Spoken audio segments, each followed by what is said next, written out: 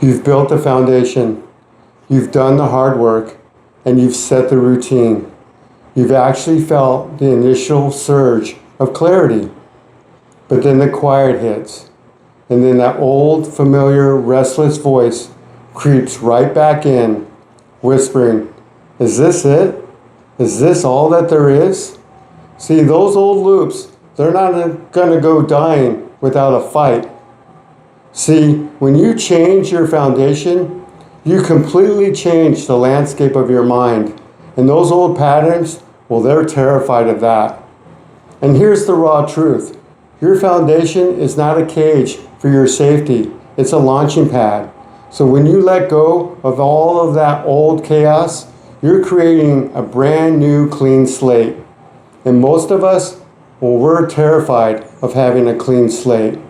See, we mistake peace for boredom. And boredom, well, that's the ultimate trigger to set you back. So when you feel that restlessness kick back in, you don't look back at the old chaos that you just left behind. You just keep looking straight ahead at the space that you just created. You just poured a brand new foundation.